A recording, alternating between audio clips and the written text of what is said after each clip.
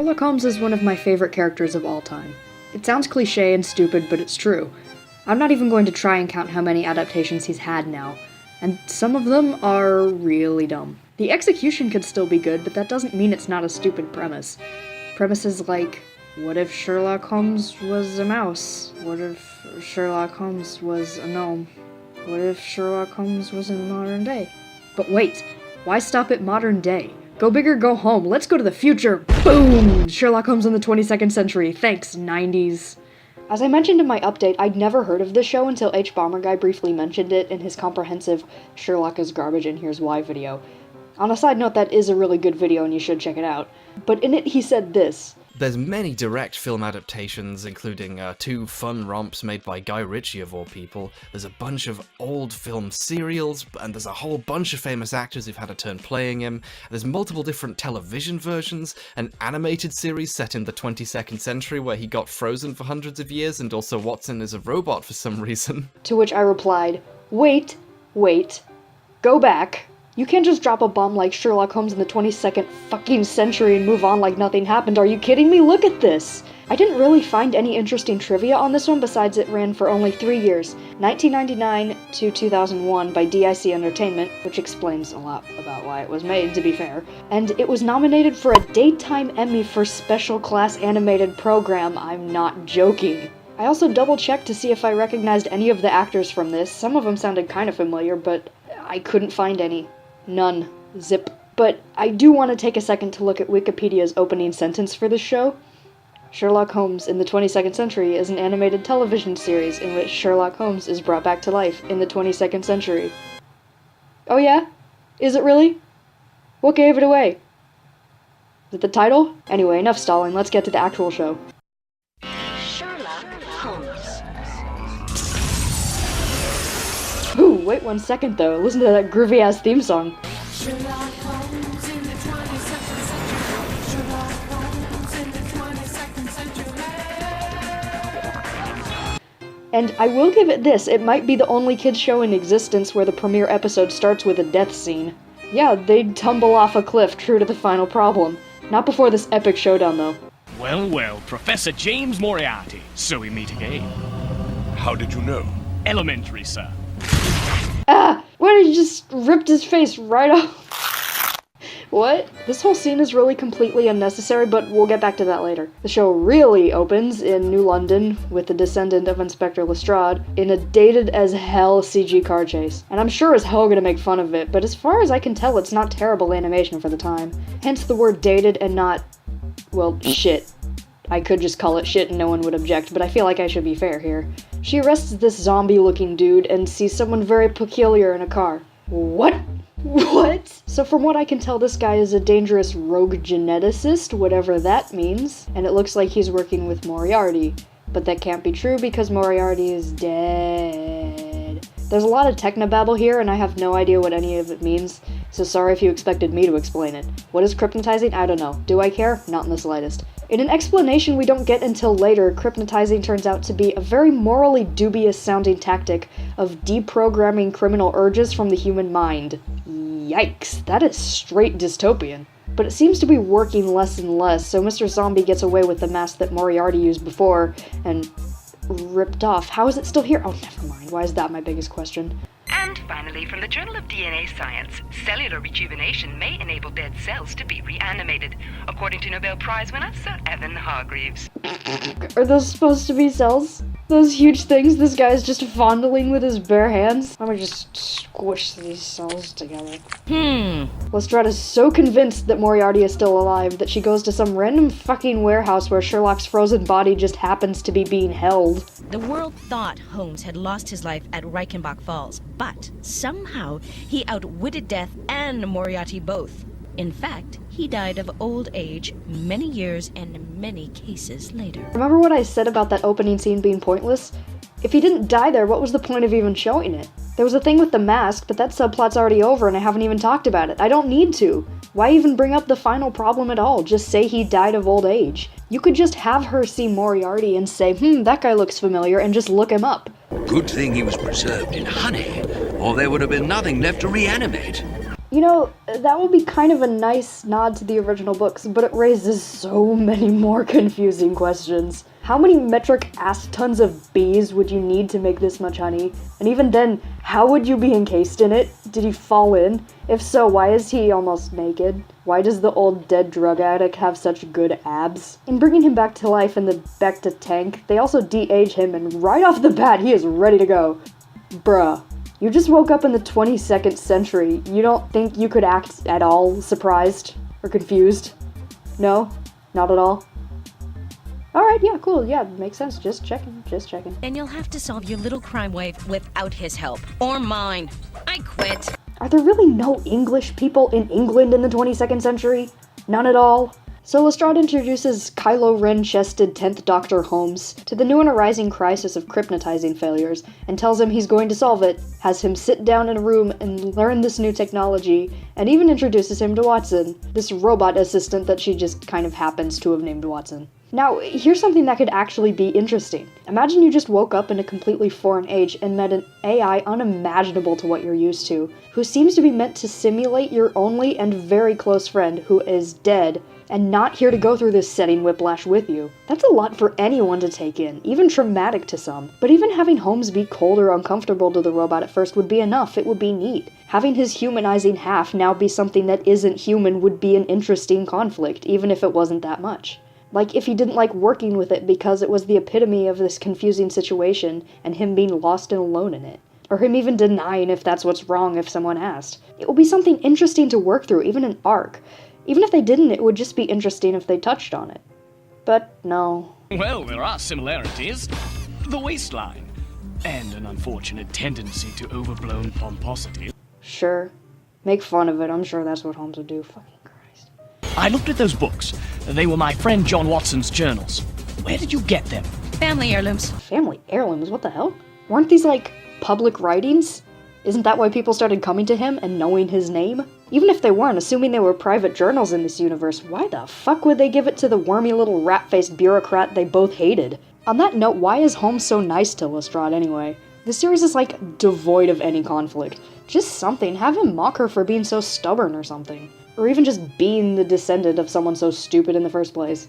But anyway, back in the actual plot, they look in on a crypnosis and decide to follow the recently brainwashed man to see if it wears off. But after the car almost crashes, he deduces it's the same reason that the crypnosis keeps failing, which is a hijacking of the main computer, which controls basically anything the police own. Which kinda seems like a flawed plan, actually.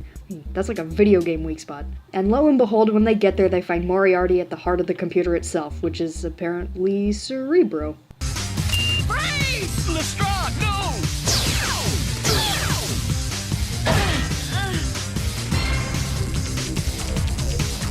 Enough.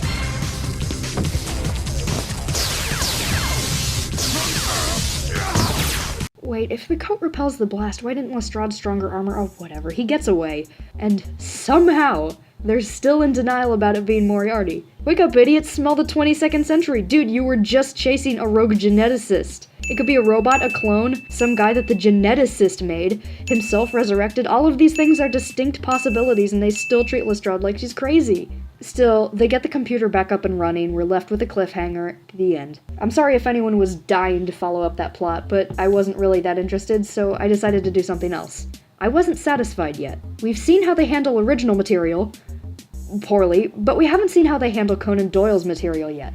Yeah, most of the show is actually dedicated to recreating a lot of the books, and it's one of the most important parts in my opinion. So I found one pretty short, basic, unconnected one to compare, The Dancing Men.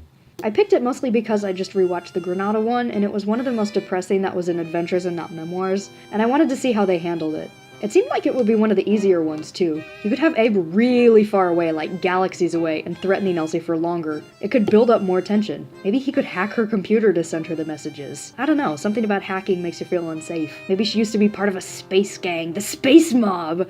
They could track her down across the whole galaxy. Alright, now I'm really excited, to be honest. What does it start with? Amazing! Hundreds of degrees below freezing, and the vegetables still grow faster than I could have dreamed possible. Tomatoes, yeah, of course, why not? Also, hear that opening narration? Investing in the future means many things. To some, it means building personal power or wealth, no matter the price. Yeah, that has nothing to do with the actual episode. Like, the villain's motivations don't even come close to that. We'll get to that though, don't you worry. The main plot of the episode is about these 3 teenagers wanting to advance in their unofficial detective training. These teenagers, R2-D2, Jubileen, and... Wiggins! Wait, Wiggins? Excuse me? This is actually a good place to mention another major issue with the show, actually. It kind of wrote itself into a corner because it can never decide if it's a loose continuation of the Sherlock Holmes canon or a retelling of the canon. Holmes was brought back to life, Lestrade is the great whatever granddaughter of the ratty inspector, Watson is a robot, but all the other characters are just there. Like, the ones from the stories that are supposedly canon in-universe. Is this a different Elsie, Abe, and Wiggins that are miraculously filling the same roles? Are they descendants too? Why do these events mirror ones that supposedly happened before? Why do they share their names? What's the explanation for this? These mysteries have already been solved, technically. It's very confusing. They ask him if they can tag along on this case as detectives too, and he just kinda lets them. That's about all I can say. I don't know what to tell you. There's not really much of an arc here. They all go to investigate the room. Hilton was knocked into a vat of non-specific chemicals, and Elsie is unconscious beside it. Just one set of prints, leading away from the tank. Now, Deidre, you did have an accent just a minute ago, I swear. A Cockney one, too. What happened? And now Abe just shows up for... Actually, I don't know why. It's never explained. Why would he leave and then come back? And through their brief interaction, they gather that Abe has recently arrived from the moon because the way he walks suggests he's not used to Earth's gravity yet. Which is cool, but it brings us to another problem, which is because it's animated. These are concepts we've never seen, and thus can't extrapolate from. And the animation, even though it's not half bad for the time, makes it even harder. Oh yeah, he comes from lower gravity, didn't you see the way he walks? Oh, these tracks are too clean for an organic being, it has to be a robot, can't you tell? It's a bad mix of concepts that leaves us completely in the dark until someone explains something you could never have guessed. At best it's just kinda silly, but at worst it's kinda boring. They talk to a now unfrozen Hilton at the hospital, which mirrors an actual scene where he says he really doesn't know anything about his wife's background. She never told him, in fact, she asked him not to ask. But Abe was listening to this conversation and goes to find Elsie, who is apparently in the hospital despite not being hurt. On top of that, she actually snuck away. Mr. Cubbett, I'm afraid your wife has left the hospital. What? But how? It seems she wasn't as sick as we thought. Yeah, no shit, she was never sick. She was unconscious. Not even from a blow to the head or anything, she just fainted. I didn't even think she was unconscious when we left her there, she was just crying. When did she even pass out? But Lestrade goes to look for Elsie, who's deleting the files in the lab instead of burning them. And oh my god, there's a bomb! Oh my god, no, it's vegetables! What? It's vegetables. And then she just leaves. Back to the junior detective squad and oh god, Watson, please put some clothes on. Ugh, god. They deciphered the code, which should be pretty easy considering they already solved this case before. Lestrade figures out that Elsie worked with Abe on a moon mining colony. The kids figure out that there's a nightclub they should go investigate, and Holmes starts to crack the code. Again. When cracking a code, seek the symbol that repeats the most. In English, E is usually the most common letter. Usually? I don't think that's how it works. You can't usually have a most common letter in one language. I'm pretty sure that's fairly consistent. You're on your way. So are we. Come, Watson. Coming, Holmes! Okay, genuinely sincere side note here, I honest to god love Watson in this series. He's the only one with a remotely unique design. It matches the original character, and he's generally just really sweet. He's the best part of the show for sure. Oh, well, that's just dirty. Put a censor bar over that or something. They sneak in to spy on Abe, who seems to be on an important phone call, but Holmes, the stable genius he is, chases him away. Yeah, there he goes. Nice going, idiot. They corner him, but he just vanishes into thin air. They never explain that. And Elsie finally decides to tell them what happened between Abe and her. She was in a rebel movement at the mining colony, but chickened out because she didn't realize that fighting for freedom meant actually fighting. And Abe has come back for the formula she's developed. Not her, the formula. Remember the one? For growing vegetables in space. So yeah, the edited plot of this episode, originally a pretty simple story about a woman trying to settle down with her husband after running away from her unchosen mob ties, turns into an ex-moon rebel having an old partner show up to steal her recipe for invincible tomatoes. Because, obviously. But I want to bring it back to that opening narration, I told you we'd get back to it, and point out that Abe's plan is not riches like the beginning implied, but for the moon colony to be self-sufficient and not have to rely on the Earth. That's almost a direct quote from the dialogue. Wow. How evil And considering the terrifying dystopian tactics we've already covered that this government and police force uses, I think I'm with him on this. But true to the story, Holmes uses the cipher to send a message out to get Slaney and lure him into a trap, and he gets caught. Unlike the story, however, Hilton does not get shot dead, and Elsie doesn't try to kill herself to avoid living without him and instead recovering and being forced to live the rest of her life alone, with the one joy in her life taken away from her. The end. Yeah, the show doesn't end like that, don't worry, it's all good. This show really doesn't do anything right. It's a stupid concept for sure, but that's not my problem with it. Take something fairly similar I mentioned briefly earlier with an equally dumb premise, The Great Mouse Detective. It's a surprisingly good film. They do some really interesting things with it, playing around with the scale and a unique villain. And they could have done something interesting here. Imagine Holmes constantly butting heads with Lestrade because he hated her great-whatever granddad so much. If it was warranted, it'd be funny, but if it wasn't, it could be an interesting conflict. Imagine him trying to readjust to a world that is so completely alien to him, and struggling as everyone looks to him for answers that he really can't give anymore. I know I might be looking a little deeply into this, but they really don't have to go into that deeply for it to be good. Even just touching on it, like I said earlier. Adapting the mysteries themselves in a new setting could be cool too. I already talked about what you could do with the dancing men, but they don't. And I think there's actually a really easy way to fix a lot of this. Just cut the connection to the original stories entirely. Yeah, pull a Sherlock and just set the stories in the 22nd century without all the resurrection stuff. You could play on a lot more of the concepts that way. Maybe Holmes built Watson as a subservient assistant AI, but he becomes self-aware and they become unlikely friends. Hell, keep the plot starting with Moriarty and they have to seek out Holmes as their only means of stopping him. Maybe he's a hacker or something. Maybe go into the whole moon-resistant stuff instead of just casually mentioning it. Yeah, it seems a little stupid, but it's not any more stupid than what they actually did. He could do space heroin! Wait, no. But you get what I'm saying. There are some times where I think they really do try.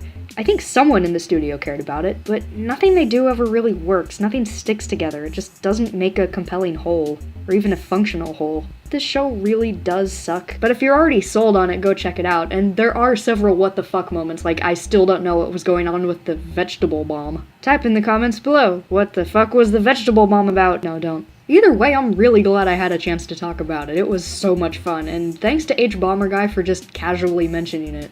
And hey, you know, at least it's not... Are moving to a whole new garden. Excuse me. Oh, man, King. Oh.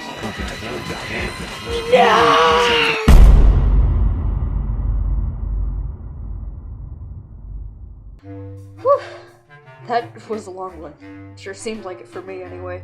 Yeah, sorry this one took so long to make. I was really not anticipating it, but I'm not sure if it's obvious or not, but I took a lot more time editing this one than I usually did. I tried to put a lot more movement and more effects and even just matching more accurate clips to what was happening. That was basically it. If I had just put minimal effort into it, it could have been done about the time I said I wanted it to be. But, you know, trying to up the quality at least a little. So thanks for watching, and if you enjoy my reviews, you should go ahead and subscribe to me. I would really appreciate it. And if you have any interest in the animation stuff I do, please subscribe to me over at Von Ragabond. I will link it somewhere in the description or on screen or somewhere, I don't know. But anyway guys, thanks for watching.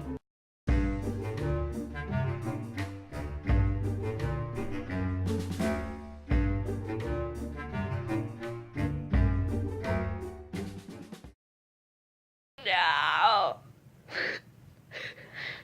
That's impossible! Hold on, wait. It's impossible!